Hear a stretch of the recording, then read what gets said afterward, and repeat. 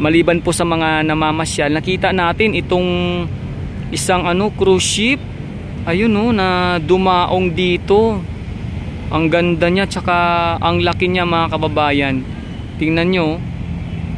Ang ganda ng kanyang dyan, yung lights. Tapos ito malamang hanggang dito yung kanyang pinakaunahan, ang haba. So saan po kaya ito galing na bansa mga kababayan? So malamang asahan po natin yung mga nakasakay dyan, mamamasyal din dito sa Manila Baywalk Dolomite Beach. For sure po yan. Kasi pag once na may dumadaong dyan ng mga ganyang cruise ship, yung iba dyan talaga ay syempre nag-i-enjoy sa mga bawat magagandang lugar dito sa Manila or sa ating bansa. So ayan, laki niya. Isa po siya ngayon dito sa sa parang pag nag-picture, isa yan sa parang background, di ba? Ang ganda,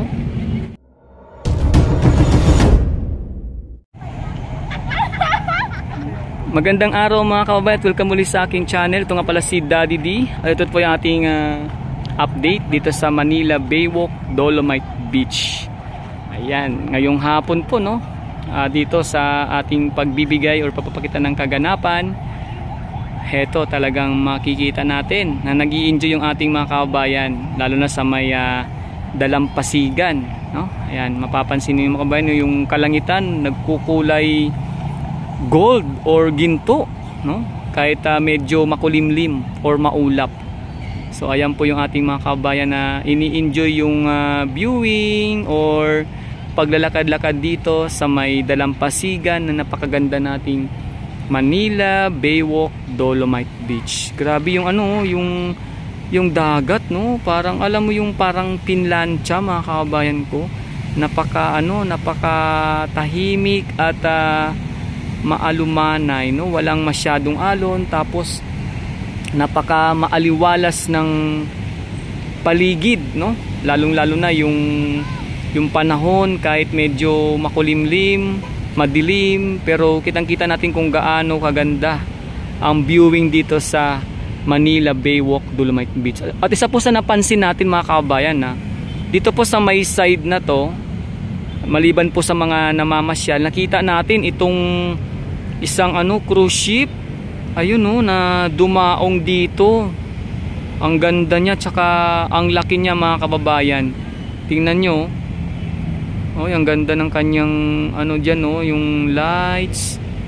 Tapos ito malamang hanggang dito yung kanyang pinakaunahan, ang haba. So saan po kaya ito galing na bansa mga kababayan?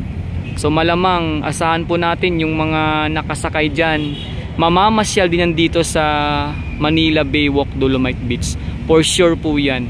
Kasi pag once na may dumadaong dyan ng mga ganyang cruise ship, yung iba dyan talaga ay syempre nag-i-enjoy sa mga bawat magagandang lugar dito sa Manila or sa ating bansa.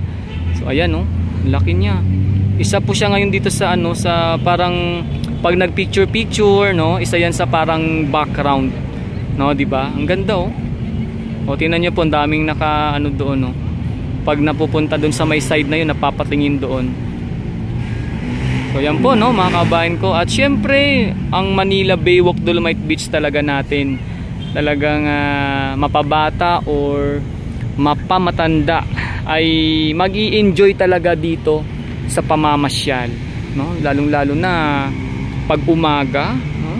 Ito hapon ngayon mga kababayan ko, pero may tayo dito, nakita mga may mga kasamang bata na nag-i-enjoy ang kanilang mga, hindi lang yung parents kundi pati mga bata sa pag dito. Kagaya nito, ayan kagaya niyan, ang cute-cute ng baby, diba? Ganun lang yung ginagawa, takbo-takbo, enjoy lang si baby, diba? Nakakatuwang makita yung ganito. So yan po mga kababayan, iba talaga yung naging resulta sa paglinis ng ating Manila Baywalk Dolomite Beach. Ang dami talagang kung saan ang daming natuwa at syempre ang laki talaga ng pagbabago ng Manila Bay sa ngayon. Lalo na ito, nilagyan pa ng dolomite sand or tinatawag natin na white sand, at yun nga, yung Dolomite Beach kung tawagin natin dito, ay ini-enjoy talaga ng mga bawat namamasyal, mga kabayan ko. Yan, kita nyo naman, no? Diba? Kahit padilim na, wala pa ring humpay po ang pagpasok ng mga kababayan natin. Kahit po maya-maya ay closing time na. Kasi ang oras po natin sa ngayon ay nasa 5:30 na. So, ibig sabihin, 30 minutes na lang mga kabayan, mag-close na po ang gates para sa mga namamasyal dito pa sa loob ng Manila Baywalk Dolomite Beach. Pero ayun, enjoy lang, no? Pag kayo talaga nakapasok na, kagaya nila ma'am, no? Enjoy lang sa pagkuha ng video or selfie pictures, no? Grabe, sayang di din talaga maanoan yung sunset sa ngayon kasi maulap. Pero ganun pa man, thankful ako mga kabayan kasi ito, nakita na naman natin ang isa sa pinakamagandang ganap dito sa Manila Baywalk Dolomite Beach. At higit sa lahat, ito nga yung kapansin-pansin na isang cruise ship na dumaong dito sa may pier. Ayan po mga kabayan, no? O, ayan kay ni sir, oh, nag picture. Ganda niya, napakalaki ng cruise ship na ito. So yan po mga kabayan, no? At syempre salamat po muli sa mga tumatangkilik ng ating mga ina-upload na video dito or mga live updates dito po sa aking channel. At salamat ng marami sa mga palaging sumusubaybay at nanunood sa mga araw-araw na ganap dito sa Manila Baywalk Dolomite Beach. At salamat din po sa mga mag-subscribe sa aking channel. Sa mga gusto pong masundan ang mga kaganapan dito sa Manila Bay or sa Manila Baywalk Dolomite Beach, click nyo po ng all yung notification bell para palagi po kayo maging updated sa lahat ng ating mga bagong video ni upload. At higit sa lahat, yung mga live update natin dito ay palagi nyo pong masubaybayan at mapapanood. So sa muli, sa ating pong mga kababayan all over the world, sa ating pong mga kababayang bayaning OFW, Filipino immigrants, saan man kayong sulok at dako ng mundo, mag-ingat kayo palagi sa lahat ng inyong mga gawain sa araw-araw ng inyong pamumuhay. At siyempre huwag niyo po kalimutan, pabayaan ang inyong mga sarili.